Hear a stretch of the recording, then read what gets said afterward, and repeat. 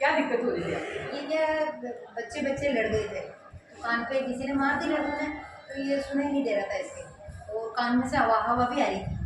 तो इसके पापा गए, फिर इसके पापा ने इसको बताया कि मेरे ऐसे हवा निकल रही, पापा आप देखो। तो हेल्प आसिम लेके गए, तो आसिम वाले डॉक्टर साहब ने चेक किया और उन्होंने यहाँ से यहाँ पर रेफर कर दिया। हम यहाँ पे दूसरे हॉस्पिटल में दिखाने गए प्राइवेट में, तो वहाँ पे उन्होंने चेक, थोड़ा बिल्कुल भी नहीं सुन रहा है, कोकिला प्लांट करना पड़ेगा, तो उसका 15 से 20 लाख तक का खर्चा बताया। अच्छा, फिर हमने ये सुन के आ गए, फिर हमारा को थोड़ा बेहम हुआ कि यार ये प्राइवेट है, अपन यहाँ पे नहीं कराते हैं, रामसनी में चलते हैं, रामसनी में ऐसा नहीं है।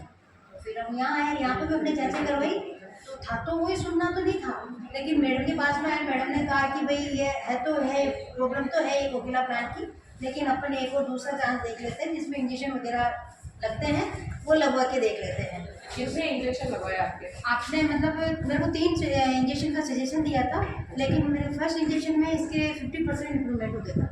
फिर उसमें हो गया, फिर हमारे को एहसास हो गया था कि हो रहा है तो अपन और दूसरा इंजेक्शन लगवा लेते हैं। फिर वो भी लगवाया, और दूसरे इंजेक्शन में आपके पास नहीं आने से पहले मैं जांच करवा ली थी, तो हमारे को लग गया था कि 100% इसकी आवाज़ वापस आ गई थी। अभी इसको कोई घंटी वंटी बजने नहीं। जैसी आवाज कुछ भी? अभी कुछ ही नहीं है, बिल्कुल ना कोई दर्द होता है ना कुछ होता है, कुछ भी नहीं होता है। नॉर्मल हाँ, घरेलू काम नॉर्मल में है। कोई दिक्कत नहीं है? नहीं, कोई दिक्कत नहीं है, अभी बाइक भी चला रहा है, सब कर रहा है, कोई दिक्कत नहीं है। चक्कर वक्कर कुछ नहीं, आए? ऐसा कुछ ही नहीं है। इंजेक्शन लगाने के बाद दर्द नहीं, हुआ? कुछ ही नहीं, कुछ भी नहीं? कुछ नहीं, एकदम है भाई इम्प्रूवमेंट है। थैंक यू मैडम, आपने हमारे बच्चे का इलाज किया था। हम तो डर गए थे कि ऐसा बिल्कुल सुनाई नहीं दे रहा है, कोकिला प्लांट कैसे करवाएं, लेकिन मैडम का धन्यवाद है। मैं तो ये कहना चाहती हूँ कि आगे भी कोई भी ऐसे पेशेंट हो, पहले एक बार मैम के पास में आके और ट्राई करें और इन्हीं से इलाज करवाएं। बाद आया था, जिसके बाद अकॉस्टिक ट्रॉमा होने के कारण इसको सिवियर से प्रोफाउंड हियरिंग लॉस हो गया था राइट ईयर के अंदर। उसके बाद इसमें कैंडिडेसी रहती है कॉक्लियर इम्प्लांट की, लेकिन इमीडिएटली अपने को उस पर प्रोसीड ना करके इंट्राटिम्पैनिक, अगर पेशेंट को इम्प्रूवमेंट होता है तो पेशेंट को सेकेंड और थर्ड शॉट भी देना चाहिए।